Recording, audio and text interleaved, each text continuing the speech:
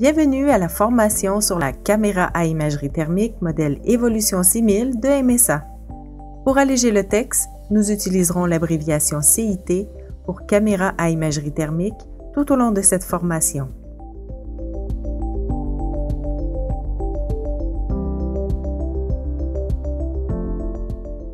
Cette formation s'inspire de la norme NFPA 1408. Cette norme traite des exigences de formation sur l'utilisation des CIT. Le plan de formation se déroule comme suit.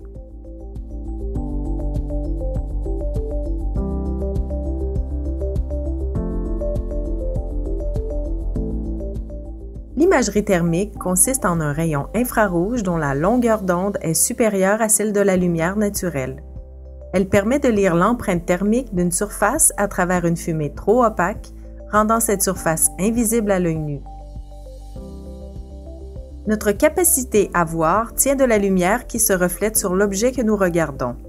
Quant à elle, la caméra à imagerie thermique capte le rayonnement infrarouge associé à la chaleur émise par un objet et l'affiche en image sur l'écran de la CIT.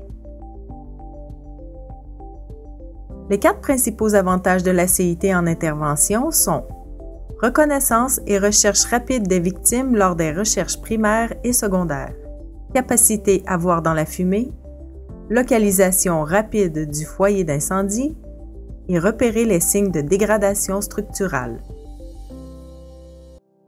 La CIT procure aussi les avantages suivants.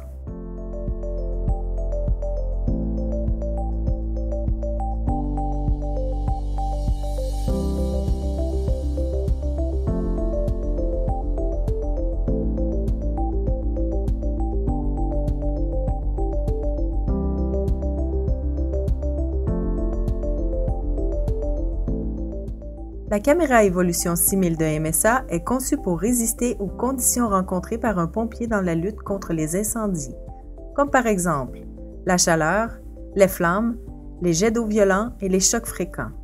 Elle est conforme aux normes et standards suivants.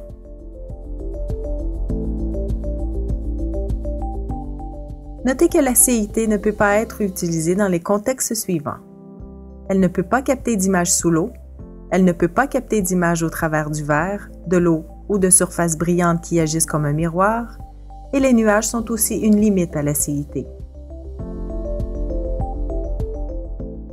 Il est impératif que cette formation soit suivie sérieusement et que l'information qui est présentée soit maîtrisée et respectée lors de l'utilisation du produit. Lors de son utilisation, la caméra thermique n'est pas un moyen de déplacement.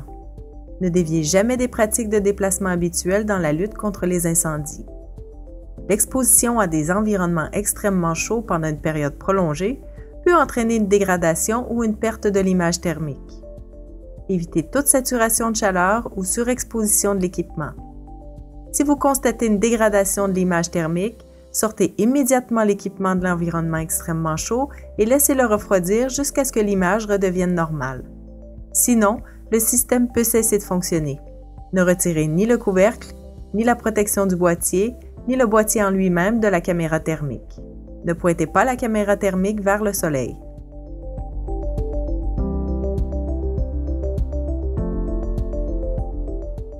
L'ensemble à votre disposition comprend une caméra modèle Évolution 6000, 2 piles, un chargeur véhiculaire, 2 mousquetons, un chargeur de caserne, et un câble rétractable avec mousqueton à barrure.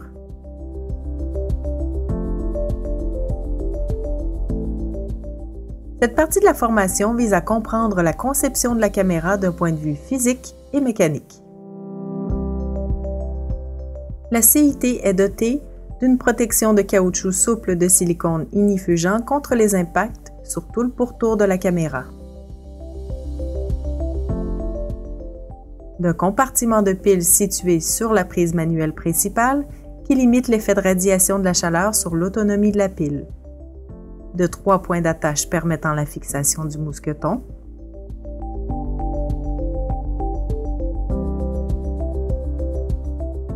D'une lentille oculaire au germanium.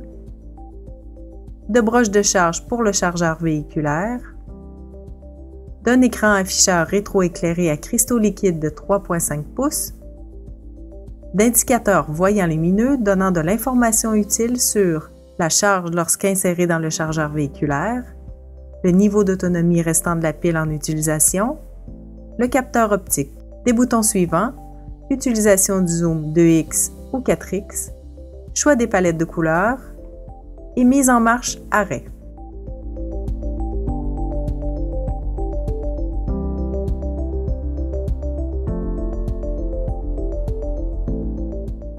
L'utilisation de la caméra et de ses composantes est une section névralgique d'une opération sécuritaire et optimale.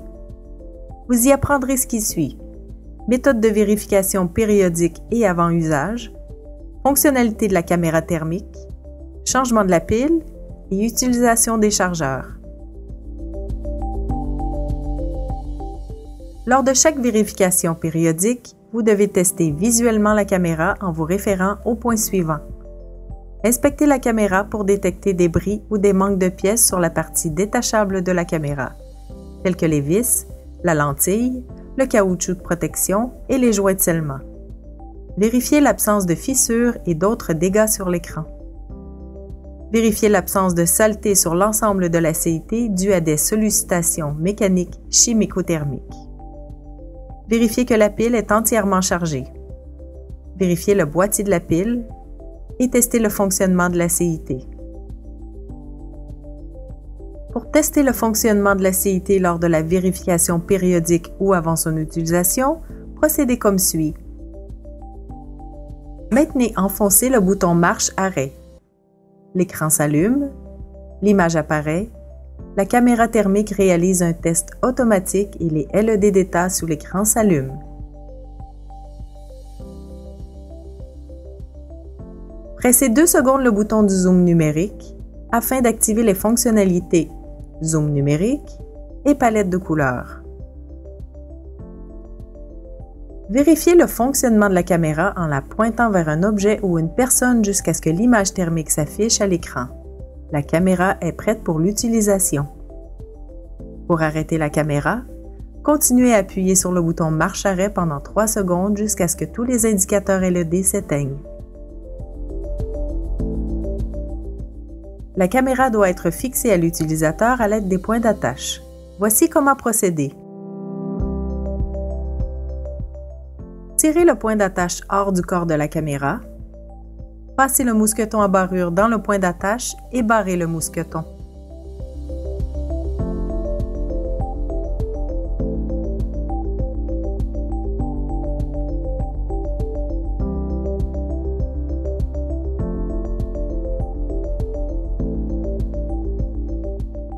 La caméra Evolution 6000 fonctionne toujours dans le mode de base défini par la norme NFPA 1801.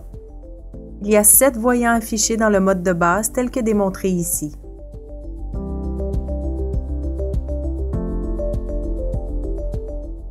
Le mode Plus apparaît dès que le bouton du zoom numérique ou palette de couleurs est pressé pendant quelques secondes. Dans ce mode, 3 nouveaux voyants sont affichés. La caméra thermique 6000 offre par défaut l'affichage de base dès la mise en marche. Pour obtenir l'affichage Plus, il suffit d'appuyer sur le bouton Zoom ou palette et de le maintenir enfoncé pendant 3 secondes jusqu'à ce que l'indicateur de mode Plus apparaisse sur l'écran, en bas à gauche. Toutes les fonctions Plus sont maintenant disponibles. Tous les indicateurs applicables apparaissent aussi à l'écran. Pour repasser à l'affichage de base, appuyez brièvement sur le bouton marche-arrêt et relâchez-le. La caméra dispose des modes haute sensibilité et basse sensibilité pour présenter les images dans différentes plages de température. Lorsque vous allumez la caméra, elle est active en mode haute sensibilité. Le tableau présenté ici vous donne la colorisation des objets en mode haute sensibilité selon les températures détectées.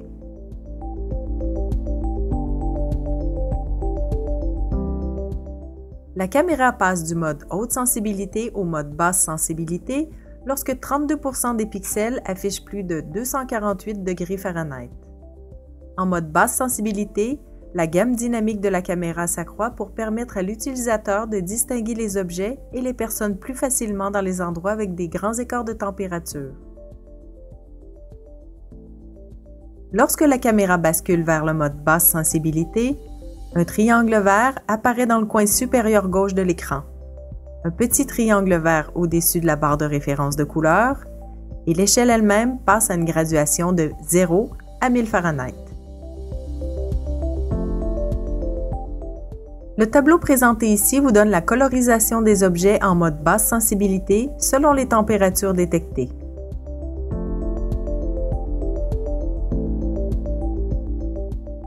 La caméra doit rafraîchir le plan focal pour fonctionner correctement. Ceci est réalisé par un mécanisme d'obturateur interne. Lorsque l'obturateur de la caméra est activé, l'image de la caméra se fige pendant environ 1 seconde. L'indicateur d'obturateur, un carré vert affiché en haut à gauche de l'écran, s'allume pendant, avant et durant le cycle d'obturation. L'obturation survient plus fréquemment en cas de chaleur plus intense. La cible de température numérique est située au centre de l'écran. Pour mesurer la température d'un objet, pointez la caméra vers l'objet. Notez que la température affichée est une moyenne des pixels de la cible de température numérique. L'indicateur de température numérique fournit la température approximative de l'objet visé en degrés Fahrenheit.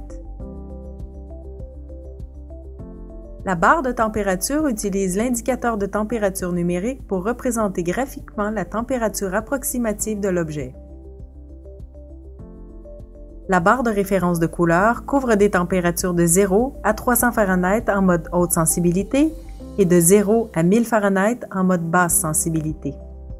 Elle fournit un aperçu rapide de la température. L'échelle change de manière dynamique avec un changement de mode de sensibilité. L'échelle sert également de référence pour la colorisation de l'image. Les segments jaunes, orange et rouge de la barre correspondent aux températures auxquelles la colorisation est introduite sur l'écran. Vous devez vous référer au tableau des modes haute et basse sensibilité tel que vu précédemment pour identifier les niveaux de température où la colorisation est introduite. Un avertissement de surchauffe est activé lorsque le système électronique interne est proche des limites de température de fonctionnement maximale recommandées. Un voyant rouge clignote au-dessus au centre de l'écran lorsque la caméra dépasse les limites thermiques. Si cette situation survient, vous devez pointer la caméra dans une autre direction et laisser un peu de temps s'écouler pour que les composantes internes refroidissent. Quelques secondes devraient suffire. Lorsque le voyant rouge de surchauffe disparaît, vous pouvez reprendre l'opération. Notez que cette situation se présente très rarement. L'indicateur de mode plus apparaît en bas à gauche dès que vous activez l'affichage plus comme vu précédemment. L'indicateur de zoom apparaît juste à droite de l'icône du mode plus. Cette fonction réduit l'angle de vue apparent de l'image. Il prend la partie centrale de l'image et l'agrandit pour qu'elle couvre complètement l'écran. La caméra est en mode zoom standard 1x dès sa mise en marche. Pour sélectionner le zoom numérique, appuyez sur le bouton zoom une fois pour grossir l'image du double. Appuyez encore une fois sur le bouton zoom pour agrandir 4 fois l'image. Appuyez à nouveau sur le bouton zoom pour revenir à une image de taille standard.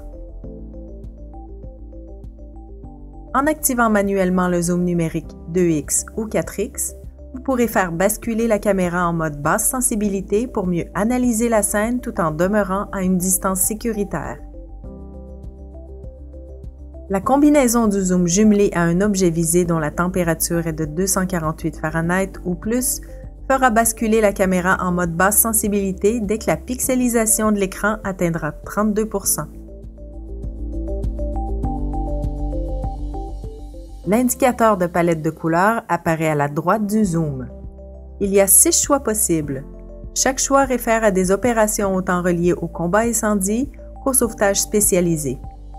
Le défi de l'utilisateur est de se familiariser avec les différents choix et de les utiliser lors des opérations afin de rendre l'analyse thermique la plus efficace possible.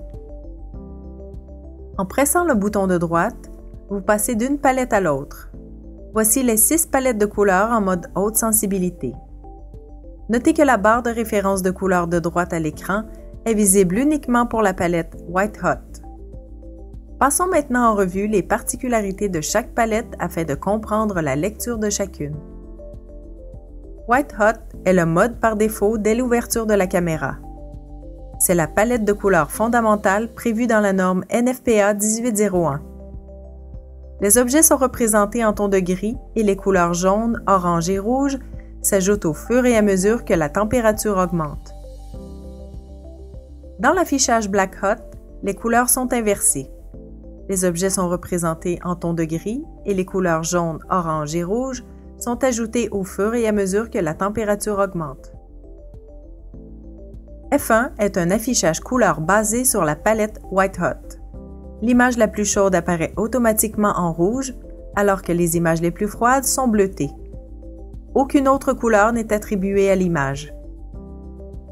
La palette de couleurs IB2 propose des niveaux élevés de colorisation dans le but de marquer clairement les différences de température. Les températures plus chaudes sont représentées par le blanc et le noir.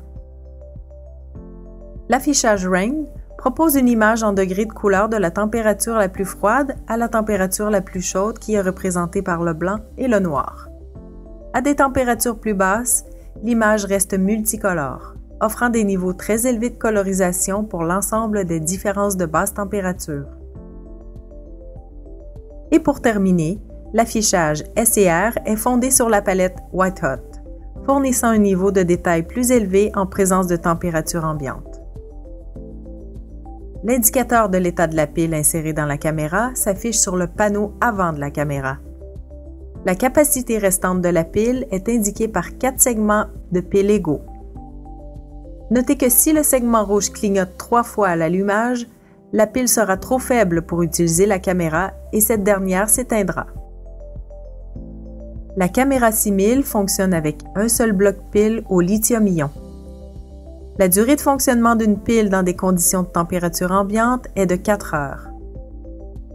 Pour changer la pile, ouvrez le compartiment de la pile en tirant le loquet vers le bas et basculez le couvercle du compartiment.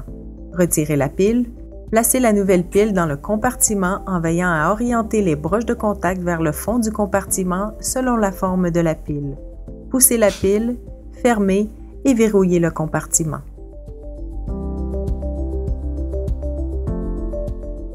Le chargeur véhiculaire de la caméra 6000 de MSA permet de charger simultanément la pile logée dans la caméra ainsi qu'une pile de secours. Pour charger la pile insérée dans la caméra, placez la caméra dans le chargeur véhiculaire. Vérifiez que la poignée est bien insérée dans le support. Vérifiez que la caméra est alignée correctement pour garantir un bon contact de charge. Tirez le dispositif de retenue de la caméra vers le haut et au-dessus de la caméra de manière à ce qu'il repose sur l'écran. L'indicateur de l'état de la pile insérée dans la caméra s'affiche sur le panneau avant de la caméra. Pour charger la pile de secours, insérez la pile dans l'encoche de charge de pile de secours. Vérifiez que l'indicateur de charge de la pile s'allume lorsque la pile est mise en place. L'indicateur de charge de la pile de secours se trouve sur le chargeur véhiculaire. Le chargeur de caserne de MSA peut être utilisé pour charger simultanément jusqu'à 2 piles pour caméra thermique 6000. Ce chargeur est fourni avec un adaptateur d'alimentation universel de 110 volts. Pour utiliser le chargeur de caserne, vérifiez que la garniture d'adaptation pour pile de caméra est introduite correctement dans l'emboîtement du chargeur. Vérifiez que l'indicateur de charge de la pile s'allume lorsque celle-ci est mise en place.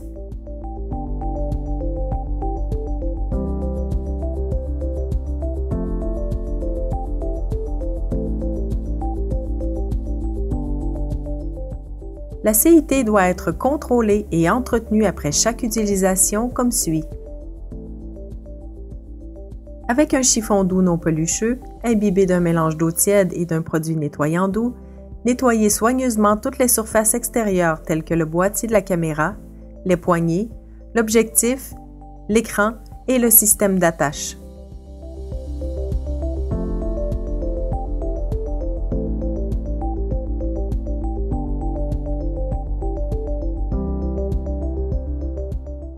Sécher soigneusement à l'aide d'un chiffon doux non pelucheux.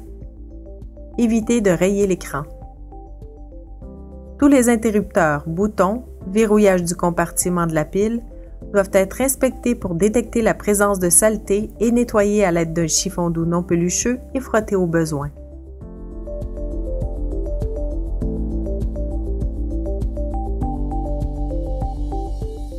Notez ce qui suit. Ne jamais immerger la caméra dans l'eau. Ne pas utiliser d'air comprimé. L'air comprimé pouvant être contaminé par des résidus huileux. Ne pas utiliser de produits acides, de solvants, de dégraisseurs ou de solutions chlorhydriques pour nettoyer la caméra, car ils pourraient endommager les matériaux composant le boîtier. De plus, ne jamais utiliser de produits et chiffons abrasifs pour nettoyer la caméra, car ils pourraient également l'endommager. La dernière section de la formation aborde de façon plus précise la thermographie lors d'une intervention. Cette section est inspirée de la formation déjà en place au Service incendie de Montréal. Nous y aborderons les limites de la CIT, les erreurs fréquemment recensées lors de son utilisation, l'interprétation à faire en présence de certains matériaux et la technique du balayage à effectuer en intervention. Bien que la CIT procure plusieurs avantages indéniables dans le soutien aux opérations du pompier, elle a un certain nombre de limites que vous devez connaître. Ces limites sont les suivantes.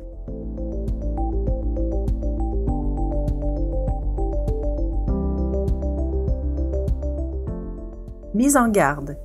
Les objets perçus par la caméra paraissent plus près qu'ils ne le sont en réalité. Sécurité intrinsèque.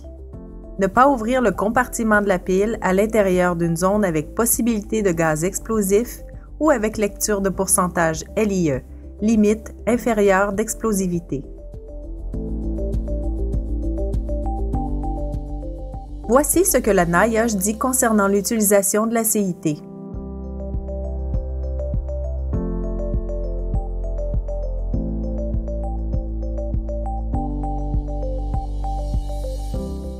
La NIOSH rapporte plusieurs incidents sérieux et des décès de pompiers suite à une mauvaise utilisation de la CIT et au manque de formation. Les 5 erreurs les plus fréquentes à éviter sont: être debout et marcher dans un environnement dangereux peut causer un manque d'information et une mauvaise lecture de l'environnement tel que l'accumulation de gaz chaud au plafond, les obstacles ou les trous dans les planchers, une victime non aperçue due à l'effet de vision tunnel. La capacité de la CIT de voir dans un environnement hostile peut augmenter le niveau de confiance de l'utilisateur, l'entraînant à abandonner les techniques de recherche sécuritaire appropriées, le rendant plus agressif dans sa progression. Ce qui pourrait avoir comme conséquence la désorientation, voire la mort de l'utilisateur si une panne de la CIT survient et qu'il est incapable de retrouver son chemin vers la sortie. Progresser trop rapidement et donc aller trop loin dans la structure incendiée, sans considérer sa réserve d'air, peut placer l'utilisateur dans une situation dangereuse. À l'inverse, en progressant trop lentement, l'utilisateur est porté à trop interpréter l'image à l'écran, rester plus longtemps à l'intérieur d'un environnement hostile et consommer plus d'air. Une progression ralentie augmente les risques de victimes potentielles et expose l'utilisateur à un risque accru d'effondrement de la structure. L'absence de formation et de pratique peut avoir comme conséquence une mauvaise interprétation de l'image entraînant des décisions risquées. L'utilisateur doit connaître les limites et les capacités de la CIT. Une mauvaise application de la technologie cause plus de frustration que de danger, mais aussi une perte de confiance en la capacité de l'appareil. Le balayage de la scène est une technique d'utilisation simple que chaque pompier doit connaître et maîtriser. Lors de son application, le pompier doit avoir fixé la sangle rétractable à la caméra thermique et à la tenue intégrale de combat.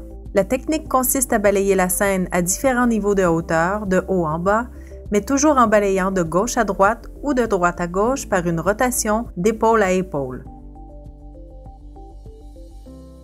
Lors du balayage de la scène, 3 étapes s'opèrent en continu: la détection, l'analyse de l'image et l'identification de ce qui est aperçu sur l'image.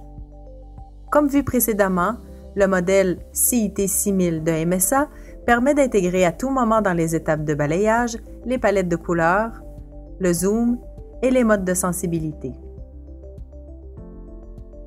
Voyons maintenant les facteurs qui influencent la signature thermique. Ils sont importants à comprendre pour assurer une analyse efficace de la scène. Ces facteurs sont les suivants: coefficient d'émissivité thermique, type de surface et sa finition, densité du matériau et l'isolation. Le coefficient d'émissivité thermique est la capacité du matériau à émettre de la chaleur par radiation thermique ou par rayonnement. Ce coefficient d'émissivité thermique varie en fonction de la longueur d'onde du signal émis. Le coefficient d'émissivité thermique est une valeur entre 0 et 1. Plus la valeur s'approche du 1, plus l'émission du rayon infrarouge sera importante. À l'inverse, plus la valeur s'approche du 0, plus l'émission du rayon infrarouge sera faible. Les matériaux que l'on trouve à l'intérieur d'un bâtiment émettent typiquement des radiations sous forme de rayons infrarouges de très grande longueur d'onde. En conséquence, le coefficient d'émissivité thermique sera élevé. Voici quelques matériaux susceptibles d'être détectés et leur coefficient d'émissivité thermique.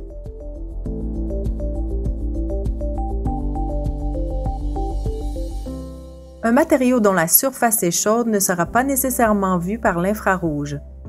Le coefficient d'émissivité thermique est par conséquent influencé par le rayonnement absorbé du matériau.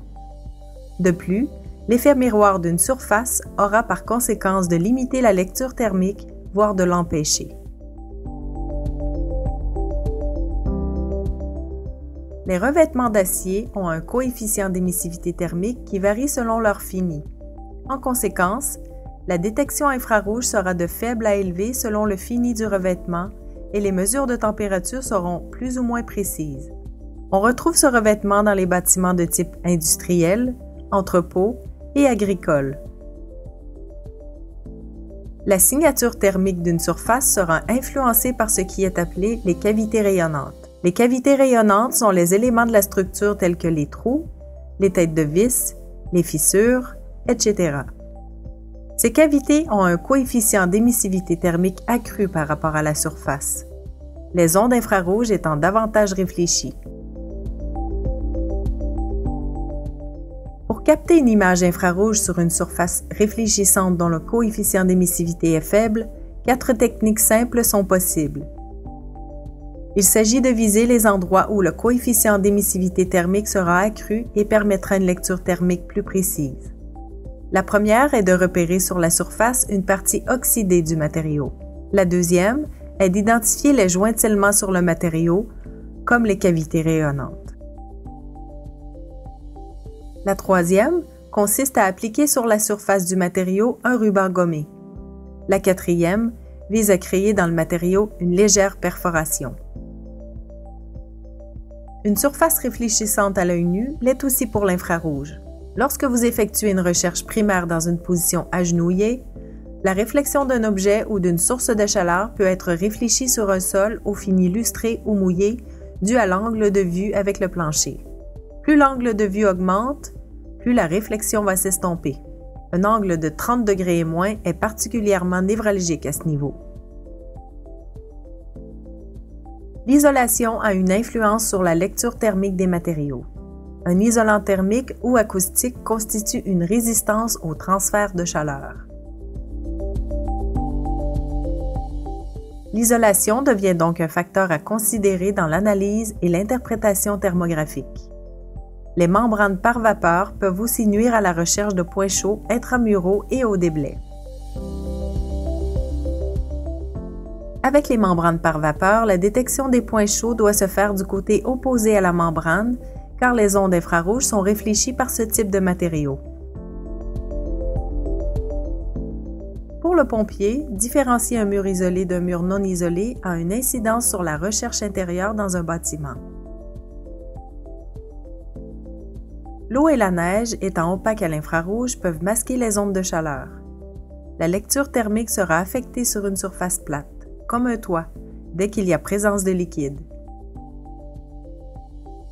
De par son opacité aux rayons infrarouges, coefficient d'émissivité thermique de 0,98, lors d'un incendie dans une pièce où la température est élevée, l'eau appliquée peut se transformer en vapeur d'eau et masquer les ondes infrarouges provenant du foyer d'incendie.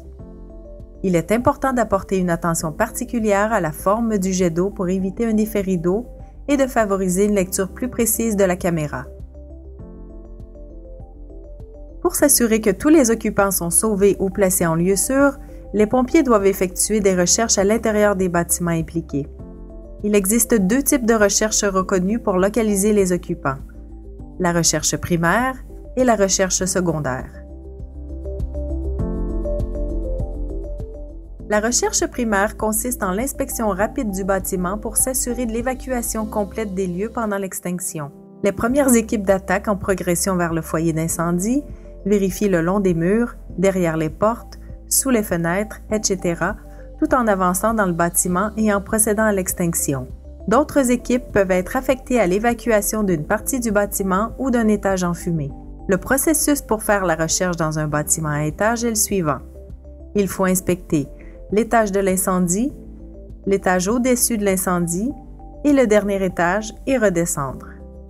Il est important de vérifier le toit où des gens auraient pu se réfugier. Dès qu'un logement, une section ou un secteur a été vérifié ou lorsqu'une personne doit être évacuée, l'officier responsable de ce secteur doit en informer l'officier commandant en lui fournissant un compte-rendu. La recherche secondaire, quant à elle, est une opération qui vise à vérifier à nouveau les lieux de l'intervention pour avoir la certitude qu'il n'y a personne dans le bâtiment. Elle sera effectuée de façon minutieuse et systématique dès que possible, idéalement par une autre équipe afin d'observer un résultat maximal. Lors de cette opération, tous les endroits plus difficiles d'accès doivent être vérifiés, comme l'intérieur des placards, les baignoires, derrière et sous les meubles en les déplaçant, etc. À l'instar de la recherche primaire, le résultat doit être communiqué à l'officier commandant. Le balayage de la scène avec la caméra à imagerie thermique sera une opération essentielle pour s'assurer que la recherche a été complétée et qu'il n'y a personne dans le bâtiment. L'attaque intérieure nécessite d'appliquer ce qui suit. Toujours balayer l'environnement pour garder contact avec le point d'entrée et pour repérer d'éventuelles issues de secours pour l'évacuation rapide du bâtiment. À cet effet, la fonction zoom est particulièrement à considérer. Il est difficile de voir l'écran de la CIT dans une fumée très dense ou opaque. Si les gicleurs sont en opération, la lecture est difficile étant donné l'opacité de l'eau. En présence de bruine, de brouillard, de vapeur ou de fumée dense, nettoyez la lentille et l'écran avec un doigt ganté. Le dernier élément de la formation traite des points d'ignition et de différents matériaux. Les gaz chauds contiennent des particules de carbone qui produisent de l'infrarouge lorsque chauffés. La transparence dans la fumée peut être réduite. La température d'ignition du carbone, flashover, est de 1126 degrés Fahrenheit. S'il est possible de détecter le point d'ignition du carbone, un gaz chaud, et de voir se développer les signes avant-coureurs d'un embrasement, il en est de même pour plusieurs autres matériaux. En utilisant la caméra d'imagerie thermique, il est donc possible de prévenir un début d'incendie en vérifiant la température d'ignition des matériaux.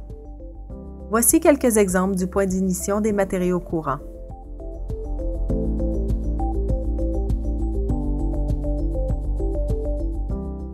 Voilà qui met fin à la formation sur la caméra à imagerie thermique modèle Evolution 6000 de MSA. Nous vous remercions de votre participation. N'hésitez pas à revenir à cette formation pour valider toute information qui y est traitée. Souvenez-vous que l'application des méthodes qui y sont abordées sont la base d'une opération sécuritaire et optimale.